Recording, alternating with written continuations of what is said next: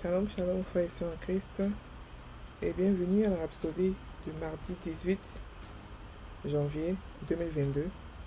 Rhapsodie écrite par le pasteur Chris Oyakilome, et la lecture vous est offerte par les vérités de l'Évangile. Le thème d'aujourd'hui est les épîtres, une révélation de vous. Et le verset de 2 Corinthiens 3, verset 2, qui dit: Vous êtes notre épître écrite dans nos cœurs, connue et lue de tous les hommes. Alléluia. Le pasteur Chris dit: Une fois, je discutais des Écritures avec un leader chrétien il y a de nombreuses années. J'ai cité une partie des Écritures qu'il ne connaissait pas. Et surpris, il m'a demandé: D'où tenez-vous cela?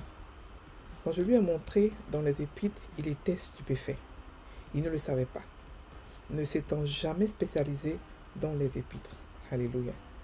C'est pareil pour un bon nombre d'enfants de Dieu. Ils ne se sont jamais spécialisés dans les Épîtres. En fait, certains d'entre eux voient les épîtres juste comme des lettres aux églises, mais ce sont plus que de simples lettres. C'est de la même manière que certaines personnes voient les évangiles de Matthieu, Marc, Luc et Jean comme de simples livres historiques du Nouveau Testament.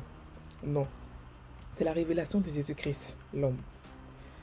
Lorsque vous étudiez les évangiles, vous parviendrez à la conclusion que Jésus est vivant.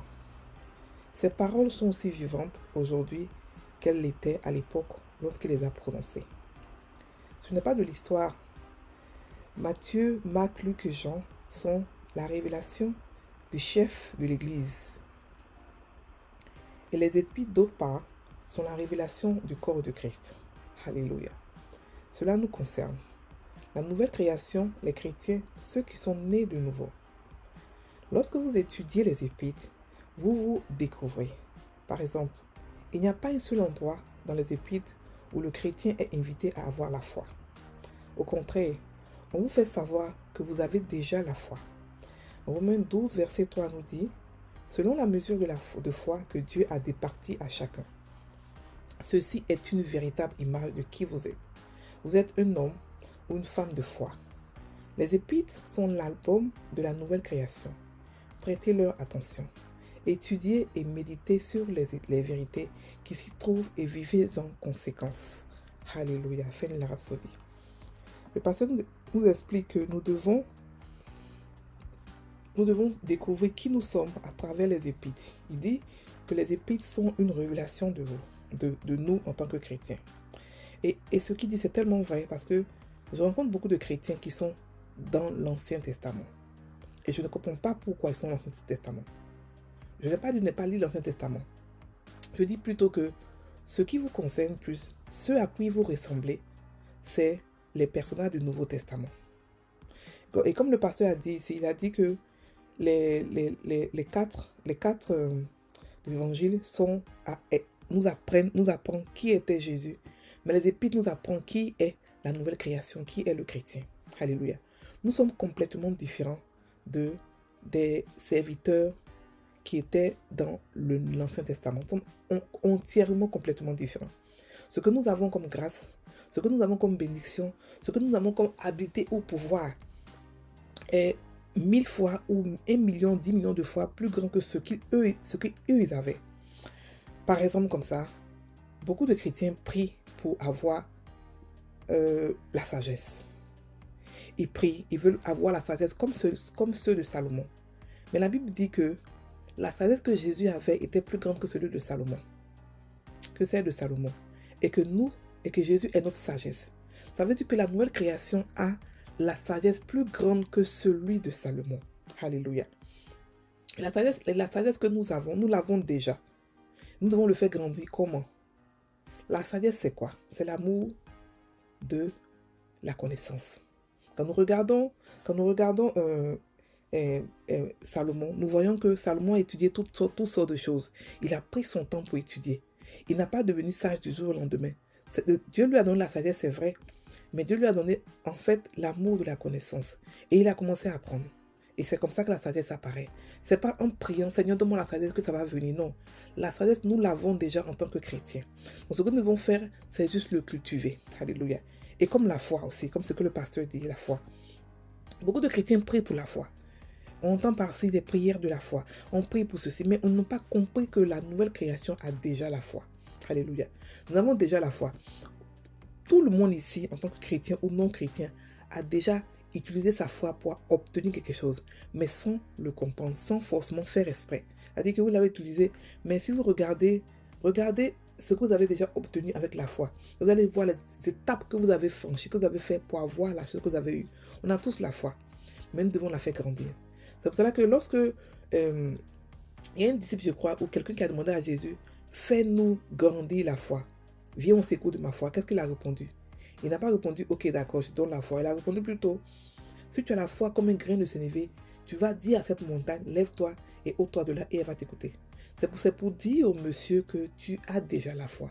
Tu n'as pas besoin que je te fasse grandir ta foi. Ce dont tu as besoin, c'est que toi-même, tu puisses faire grandir ta propre foi.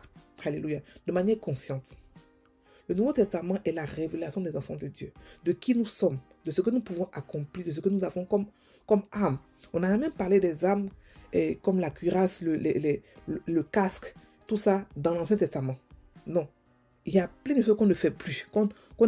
D'abord, dans l'Ancien Testament, on n'était pas concerné parce qu'on n'était pas encore né. Ça concernait les serviteurs. Nous sommes les enfants de Dieu. Nous avons un privilège plus grand. Nous avons un héritage plus grand. Donc, nous n'avons pas à penser comme des esclaves et vouloir aspirer des choses que nous avons déjà. Il y a plein de choses que les chrétiens ont déjà et que les chrétiens recherchent encore. Ils ont déjà. Dieu nous a déjà bénis de toutes sortes de bénédictions dans le lieu céleste en Christ. Mais le chrétien qui n'est pas éduqué spirituellement croit qu'il va demander à Dieu, qu'il va supplier à Dieu. Alléluia. Non. Dieu nous a déjà tout donné. Ce que nous devons faire, c'est prendre avec la foi. Ce que nous devons faire, c'est nous avons l'autorité, le monde nous appartient. Nous ne sommes plus des esclaves, nous ne sommes plus des gens qu'on domine, nous ne sommes plus des victimes. Nous sommes la gloire de Dieu. Nous sommes la main de Dieu sur cette terre. Alléluia. Donc, donc celui qui veut connaître vraiment qui il est, il n'a qu'à regarder, il n'a qu'à étudier les épîtres et étudier aussi la vie de Jésus. Parce que la vie de Jésus, c'est notre vie. C'est comme ça que nous devons être. Alléluia. Étudier ça d'abord avant de comprendre l'Ancien Testament, avant de repartir là-bas. Parce que l'Ancien Testament, il est facile à lire, tout ça, il est bien beau et tout ça. Mais ça ne reflète pas la nouvelle création. Alléluia. Ça ne reflète pas ce que Christ est et ce que nous sommes au travers de Christ. Non, alors là, pas du tout. L'ancienne création, ils n'avaient pas Dieu en eux constamment comme nous. Ils n'avaient pas la nature de Dieu, ils n'avaient pas la vie de Dieu, ils n'avaient pas l'esprit de Dieu avec eux partout où ils sont. Nous avons la vie de Dieu, la nature de Dieu. Nous sommes des petits dieux. Eux, c'était des esclaves. Donc, on ne peut pas comparer ce qu'ils ont à ce que nous avons. Eux, ils ont rêvé de voir notre temps. Ils ont rêvé d'être nés à notre temps. Et nous rêvons de vouloir repartir en arrière, de vouloir les ressembler, de pouvoir faire des choses comme Élie, la double option, la double onction, les trucs comme ça. Alors que l'onction que nous avons, elle est pleine. La Bible dit qu'on a la plénitude de Dieu. Jésus a dit quoi? De la manière dont mon Père m'a envoyé, moi aussi je vous envoie. Le Père l'a envoyé dans toute sa plénitude. Nous aussi, on a été envoyés dans toute la plénitude de l'Esprit. Donc nous aussi, nous pouvons aussi nous dire que Dieu nous a envoyés comme il a envoyé Jésus. Mais aucune personne dans l'Ancien Testament peut se vanter d'avoir été envoyé avec la plénitude de Dieu. Personne. Ils avaient Dieu de manière occasionnelle. Dieu venait et il repartait. Mais nous, il vient, il est avec nous, il vit avec nous. Nous sommes sa maison. Donc nous sommes complètement différents des gens de l'Ancien Testament. Comprenez cela et puis sachez prier, sachez vous positionner devant Dieu comme des vainqueurs, comme des leaders, comme des propriétaires de ce monde, comme des gens qui ne supplient pas. On supplie seulement que pour les âmes. On ne supplie pas Dieu pour des choses physiques ou pour des biens matériels. Ça ne coûte à rien pour Dieu de nous donner des biens matériels. Ça ne lui coûte rien. Tout ce qu'il veut, c'est qu'on ait la foi. Alléluia. On va prendre maintenant la confession. Je suis l'épître de Christ. Le rayonnement de sa gloire, la manifestation de sa bonté et de sa justice. Ma vie est un message lu de tous les hommes, à travers lequel beaucoup parviennent à la gloire.